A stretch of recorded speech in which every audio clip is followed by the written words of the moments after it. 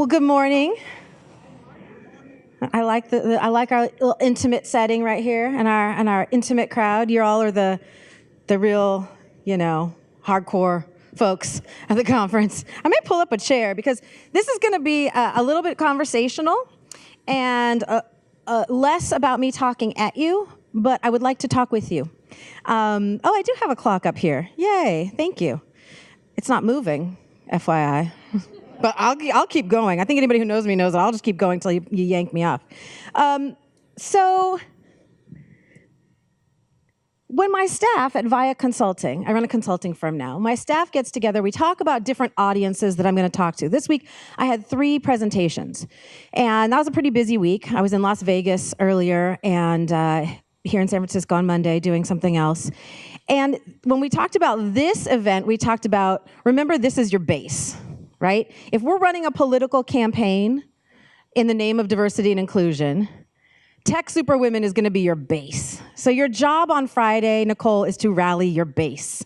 All right? So I'm going to just assume that we're all very advanced in the realm of diversity and inclusion. Is that Gretchen? I'm sorry. Hey, Gretchen. Sorry, I have glare. Hey, everybody should know Gretchen. I went to college with Gretchen. She's awesome. This is so these are folks like I have seen more people that I follow and who follow me on Twitter today that I haven't actually met in person. Some former clients are here, some current clients are here. Like, we're the core of what's going on in diversity and inclusion. So I think we just need to know that, first of all. I'm very honored to be a leader in this, but never mistake the fact that I understand who's pushing the work forward. And one of the things that's concerning me about the current state of diversity and inclusion, and I'm just going to say it, is that we're a little bit caught in the celebrity mindset. And we're still a little bit caught in Silicon Valley's myth of the mystical entrepreneur who single-handedly changes the world. And we all know that's a bunch of bullshit. Like, that's just not how it happens. And the next person who asks me who's going to be the next Mark Zuckerberg, I might just have to pop in the mouth. Not really, but like verbally, I might need to do that. Because I'll tell you what I'm not looking for is a black Mark Zuckerberg. I'm not. I have met the man. He was fine. He was fine. This is not about trashing Mark. Wrecked our democracy, mother. But it's more about saying and pushing forward the idea that when we do get our first, whatever you want to call it, right? Black, brown, queer, openly talking about mental wellness and mental health, disabled, trans, like pick your favorite combo, right? Because I'm all about intersectionality. Pick your favorite combo. When we do get our first Titan, if they're going to do it the same way Mark Zuckerberg did, then what the hell were we working for? Because that actually isn't the model. And one of the things that concerns me about the current state of D&I in tech is that we go, oh, you know what? There are children who are geniuses languishing in certain neighborhoods, and we need to lift them up and invest in them and put them in these positions because who's going to be the Black Bill Gates in the making? Now, I love that song. I mean, don't anybody say that I badmouthed her on Twitter or my career's over. I didn't. But it's more complicated than the Black Bill Gates in the making, right? I don't want to have us compare our successes to that of the mainstream white culture. I'm sorry, I just don't. And so go ahead and, you're the base. You already understand this. You probably all talk about this amongst yourselves, right? I mean, I get to work with all the great people from Code for America, and I'm so happy that Jasmine's speaking today. This is not, the model isn't one day we'll get to elect a president who's also going to use drones to completely, that's not what this is about. This is absolutely about deciding that the future is going to be different than the present. And so in order to do that, I'm going to talk a tiny bit about the past. And my personal past. This is not an enumeration of transgressions. This is something that Gretchen's going to back me up on when I leave here. So Gretchen and I are both Stanford class of 1994, 95. You're 95, 94? You're 93. Oh, okay. So Gretchen's 93, and she was like super rad, like queer activist then. And if you think it's hard to be a queer activist now, think how hard it must have been 25 years ago, and that is very true. And so that's how Gretchen and I got to know each other, was through the queer community at Stanford. And one of the things that the history of tech loves to talk about is what was going on at Stanford at that time. And I'll tell you what was going on at Stanford at that time. We had the resurgence of the Stanford Review, which was the conservative newspaper that absolutely existed to trash people of color on campus. It called into question affirmative action. It called into question queer activism. It called into question our curriculum. I was part of an experimental curriculum called Europe and the Americas, which was one of the first core classes to not focus on Western literature and Western culture as its core humanities class for freshmen. And they absolutely existed to trash that. And my job is to tell some truths. And the truths are that the same people who started that newspaper are some of the same people we laud in tech today. Those people were the core of what became known as the PayPal Mafia. It's just true. That's the core of what became known as the PayPal Mafia. These are the billionaires among us who absolutely, over the last generation, set the tone of the culture for tech that we now live with. And I recently, a couple years ago, talked to a New York Times reporter who was trying to do a story on the class of 1994 and all these amazing things that came out of it. And it was a woman from the New York Times, and she said, "So tell me about how they locked you out." I said, "Nobody locked me out. I didn't want to be where those assholes were. You think I was going to go follow them and do whatever they were going to do? They made my life miserable for 4 years. Why am I going to follow them into some hypothetical whatever they were doing? I don't care if they were car salesmen. They went into tech and they developed a lot of what we use and how we behave today. They were some of the first VCs. I'm not following them. This was not a good place to be. It was not welcoming. It was not kind. It was not warm. It was not inclusive. It was not intersectional, a word we didn't use then. Kimberly Crenshaw had only recently coined it. I'm not following those guys. Let me tell you, when I was in class with them, one of them literally called me a dirty Mexican whore. Literally in class. I'm not talking hypothetically. I'm saying, don't come at me and say, "Why do you hate all white men?" I don't. I'm married to one. He's great.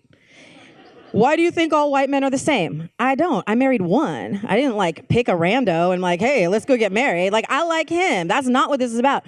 This was about how the tech culture we currently live with was built by people who were not thinking and behaving in the way that we want the future to look. So again, not hypothetical. And yeah, if it's well, it sounds like you have a chip on your shoulder and a personal grudge. Okay. Because guess what? I lived in poverty for the next however many years, and those dudes built stuff on the backs of our people and then locked us out from accessing it later on. Okay? So that's just the truth of where we've been. Currently, where we are with diversity and inclusion is a place that I am really increasingly concerned about. Because one of the things we've gotten very good at is enumerating our transgressions. People who have transgressed against us, and we say, "This happened to me, this happened to me, this happened to me, this happened to me." Those things are all true, and it's very important for people to articulate bad things that happen to them and work through them. What I'm concerned about is how long we'll be stuck here.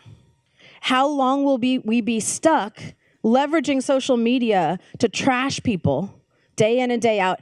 And again, don't get me wrong, people worthy of being trashed on some level, right? But the big question is, what comes next? Are we spending any time thinking about the future of what we want the tech sector to look like? Or are we sitting here and saying, "That's wrong, that's wrong, that's wrong, that's wrong, that's wrong"? We have to be able to do both things. And as of now, we're really exercising our muscles on the "that's wrong, that's wrong, that's wrong, that's wrong, that's wrong." And one of the reasons that if you follow me on Twitter, I think maybe recently you've started to see me talk about solutions. Look, another solution. Look, another solution. Bless you. Look, another solution. This is not unknowable how we fix tech.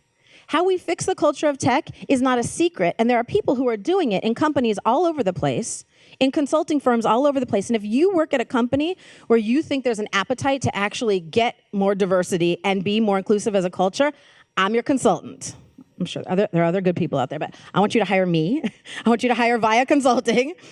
We need business, so I'm just going to put that out there. That's another truth. I need business. I need clients. And one of the things that we talk about when we go into certain client engagements is, are they really ready for the truth?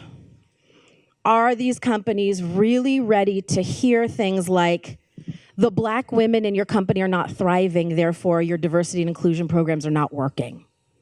and using the sentiment analysis from Black women, not women of color, not all women, Black women in your company, are you using their sentiment analysis to gauge the effectiveness of your diversity and inclusion work? Because if Black women are still excluded, I guarantee you other people are still excluded.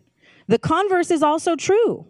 If Black women are thriving in your system, it can be a university, it can be a company, it can be a consulting firm, it can be a VC firm, it can be whatever it is, a neighborhood. If Black women are thriving, something is going right. And I think it was Alice Walker who talked openly and very, very painfully about watching, I'm going to go back to the past for a second, watching during forced segregation and busing. Watching a video of a group of white moms rocking a bus, a school bus full of Black children, and trying to tip it over. And Alice Walker said, I believe it was Alice Walker, so please forgive me if I've got it wrong. She said, I know there is no scenario where you could get a group of Black moms to tip over a school bus full of white children. I know you couldn't do it. And somewhere in our hearts, even if I am not a Black woman, I'm not a Black woman, but I know that is true. And I think that a lot of us, if not all of us in this room, know that that's true. That Black women, because of the hundreds and hundreds and hundreds of years of being the most marginalized group among us by race and gender, have figured out something about the way the future needs to be that we aren't paying attention to today. And so one of the things I want to talk about in terms of the future is that the future of tech needs love and attention, and it needs our imaginations. And so I've been looking for a long time for a modality, for a framework about who's thinking about the future in a way that I really love. And one of the first people I talked to ever about this was Dr. Mae Jemison. And I heard her speak about her 100-year star system project, which is in Texas. She won a huge grant from NASA, not just because she's the first Black American woman in space, well, first Black woman in space, let's just say it. There wasn't another country who was going to send a Black woman in space. We were the first. She was the first. And she said, my job is not to build the rocket, although I know how to do that. My job is to talk about who's going to be on that ship, how they're going to behave on that ship, and what they're going to do when they get to the other side of wherever they're going. And I thought in that moment when I heard her talking about it, and I got to speak with her briefly after, I thought, I will follow you into space. Really, and I will follow you into the future. Because you've got your finger on something and the community that knows something that most of the rest of us are lacking, which is about empathy and grace and inclusion and fairness. And so sometimes when I talk about the role of Black women as a marker, as a metric for how things are going, people say, what about trans women? I go, yeah, Black trans women. What about disabled people? Yeah, Black disabled women. Like, I don't know how you, right? And it's like, I'm not excluding. I'm being very clear about who I'm talking about. Yes, they are Black women. Trans women are women. I don't know how many different ways you got to explain this. Black trans women. Find out how they're experiencing your system. They also have the answers. Black women have answers that have been overlooked, and if you're paying attention at all to Black Twitter or just the cultural movement that we're in right now, this cultural moment, Black women are leading a conversation. If you don't follow people like Brokey McPoverty or Reign of April or any of these folks who are really talking about, cutting their analysis of American life with such a sharp knife. Sometimes I just feel like warm butter when I'm reading their timelines. It's just like, ooh. That was so true. That was truer than true. And so one of the modalities that I've really been exploring, I'm going to get this book, is afrofuturism. And at first I thought, well, I shouldn't be talking about afrofuturism because I'm not a Black woman. And then I thought, I should talk about afrofuturism because I'm not a Black woman. Because the rest of us kind of have to get behind these concepts. And if we don't have models of what it looks like when non-Black people are talking about issues in the Black community and when non-Black women are talking about issues around Black women, we're not going to get anywhere. And so as a Latina, I feel like my job increasingly for the future is to role model following Black women, is to role model listening, amplifying, elucidating, whatever it is, sharing a spotlight with Black women, because I get attention for what I do, and I'm excited about it. But more exciting is to lift up the leaders who are thinking and acting in such a way that we are going to develop a future that is way different than the the current state of things. So Afrofuturism is a book by, and I think you pronounce it Waitasha Womack, and I tweeted about it. And I mean this with all of my heart. If you can buy this book, please buy it. And if you can't afford this book, ping me on Twitter and I will buy it for you. Because what we all need to do if we are women in this tech space trying to make it better is we have to understand what some of the concepts are in here. Because what Afrofuturists have started to work on is the imagination of what the future could be. So it's not abstract.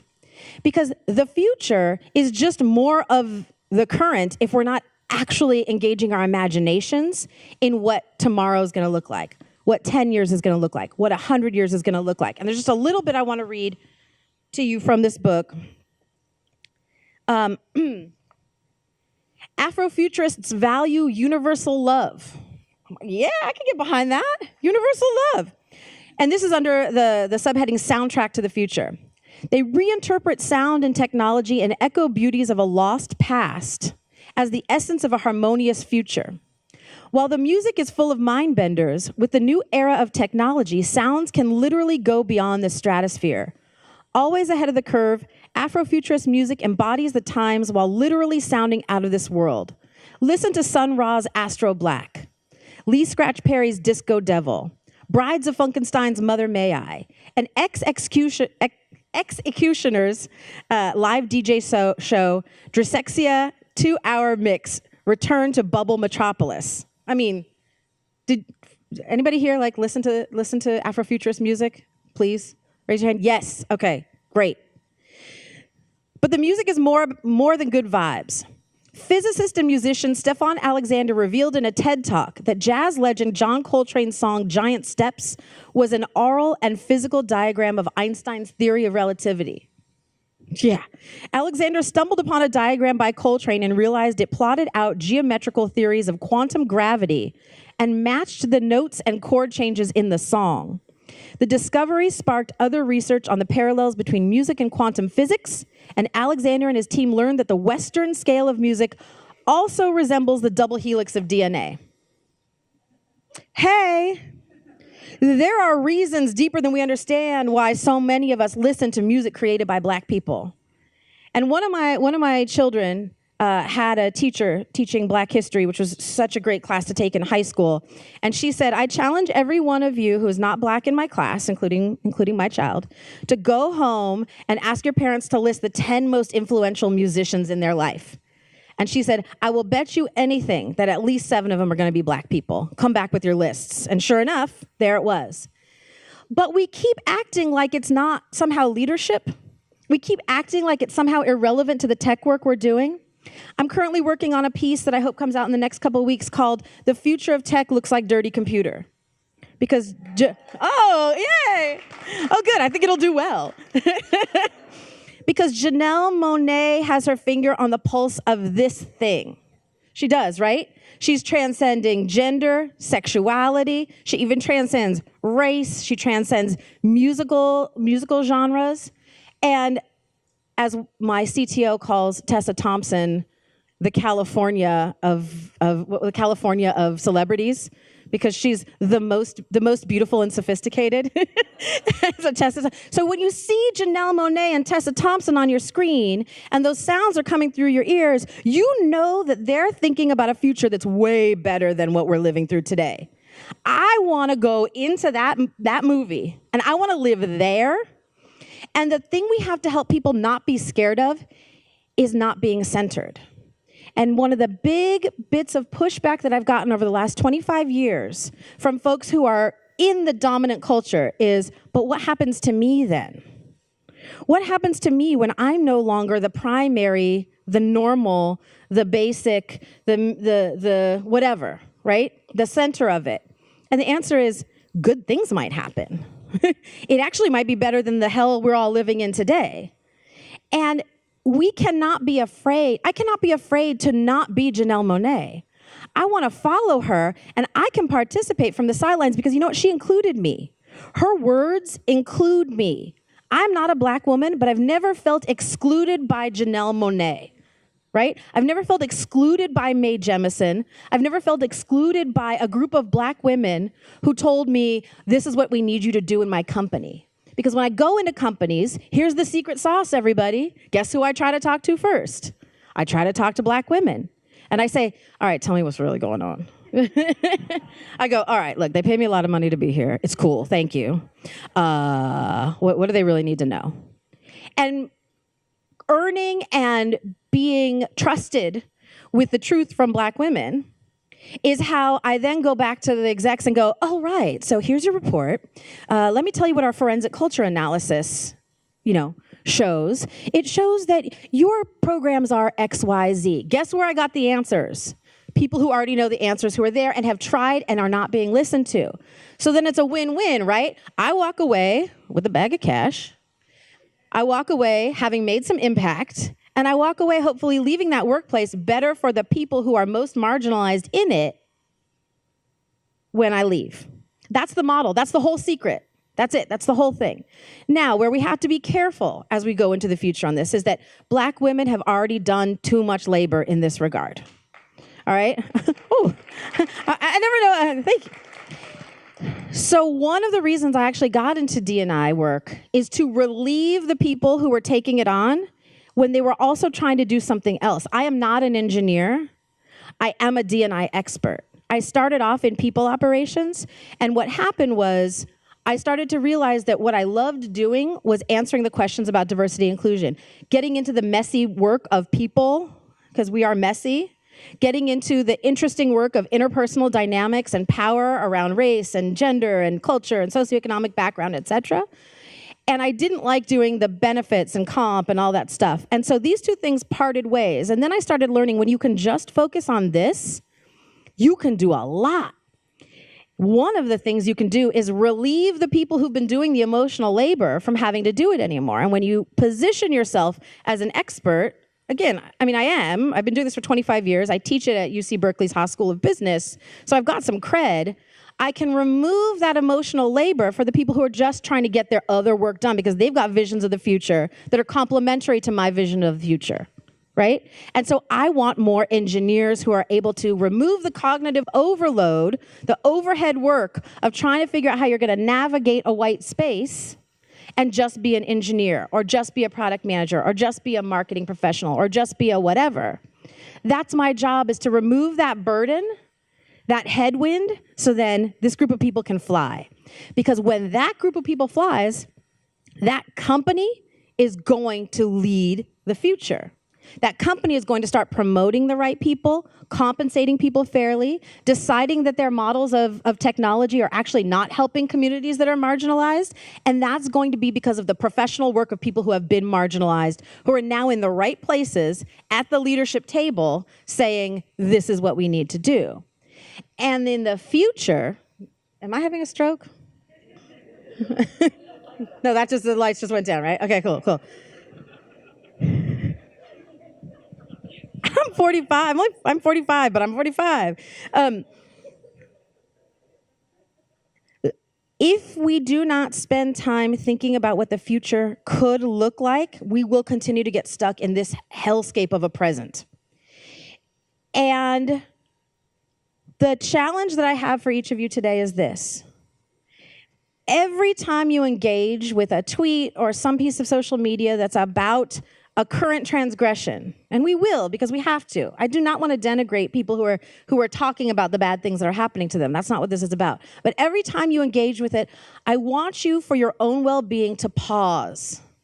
And I want you to engage your imagination and say, what would the future look like? What would this person be tweeting if this wasn't a thing anymore?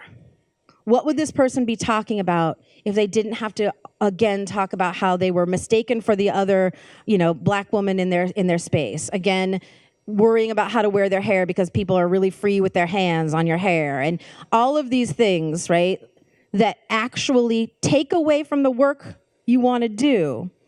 I want you to engage with it and stop and pause and activate your imagination about what you want a year from now to look like, 5 years from now to look like, 100 years from now to look like. And if you're stuck, watch Dirty Computer. Because honestly, or listen to Dirty Computer, because honestly, it will take you to a place where you go, we could get there. We could get there if the right pieces are in the right places. So how am I going to rearrange what I'm touching today in order to get us there? When Elon Musk talks about colonizing Mars, and he's recently changed his word on this, thank goodness, but when anybody talks about colonizing Mars, I want you to stop and think, how did colonization work on this planet? Not so great, not so great. Didn't work out well. What's another way that we can look at space exploration? When somebody says, who's going to be the next Black Mark Zuckerberg? I want you to think, nope. It's not the next Mark Zuckerberg. It's a leader. It's a business leader. It's a savvy business leader who doesn't look like Mark Zuckerberg and is going to behave very, very differently, is going to repair our democracy instead of tearing it down, is not going to turn us into a giant click farm and surveil us throughout the rest of our day online. What is it going to look like? It's going to look like housing. It's going to look like jobs. It's going to look like food. It's going to look like massive amounts of economic security. Because I'll tell you what, I'm not going to follow just anybody into the future. I'm going to follow the person who's talking about that. Massive amounts of universal love, economic justice, racial social justice, gender justice, and security for all people. Because you know what? I don't want to live on a planet where people would rock a bus of children and try and knock it over. And unfortunately, that's still where we are. So all I'm asking you when you leave here is to engage for a moment when you're talking about the ills and the evils of tech right now. For a moment, pause for your own well-being, pause for all of our well-being, and think, what could this look like in the future? That's it. I think that's my whole time. Am I going backwards now? Oh, I'm a minute over. I'm not supposed to take questions or anything, right, Kat? Am I not supposed to take questions? I'm just done. Okay, cool. Okay. Thank you. Nicole, if you'll stay there, I'm gonna let the audience decide. If you guys want to shorten your break by 5 minutes, then we can do real quick Q&A and then roll to Jasmine. Are there any questions? Is everyone good with that? Show of hands. Q&A? It's a democracy. All right. That Q&A? We're gonna do like real quick, maybe 2 or 3 questions. Awesome. I love that. That's my favorite. Molly's got it. We've got amazing Molly once again taking the mic. So we've got some hands over here. Hello. Hi, my name is Abigail. Hi. I represent Intuit. And my question for you is, for those of us that are trying to get into the D&I space, what are your top 3 things to advise us on? I'm very involved in D&I at Intuit, but I want this to be my thing. Yeah. And as someone that's been in the industry for 25 years, what do you say? Okay, so good question. The question is about how to get into it professionally. Into it. See what I did there? Clever, Nicole. So one of the first things that I had to do was just declare that it was my specialty, which took more years than you might have thought. And it wasn't actually until the last 4 that I felt comfortable asserting myself as an expert.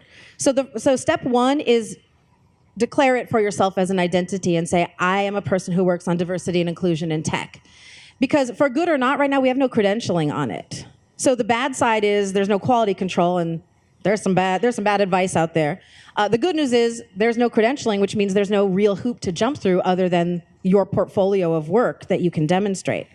Number 2 is connect with people who are doing this. So me, Yvonne Hutchinson, LaFawn Davis, Lisa Lee. These are people who've been at this long enough that we've formed a little community of practitioners.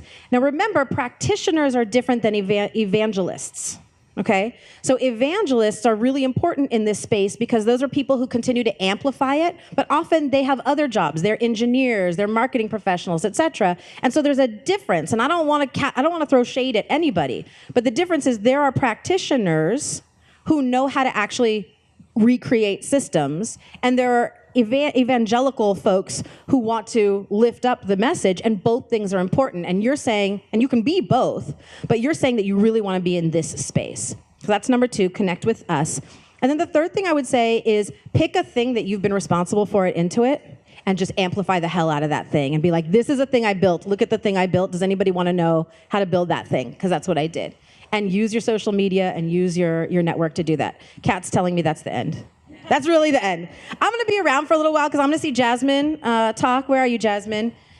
Yay, you all should definitely listen to Jasmine. I'm super pumped about Clear My Record. Full disclosure, Code for America is a client. And thank you so much for being such a gracious audience. Thank you.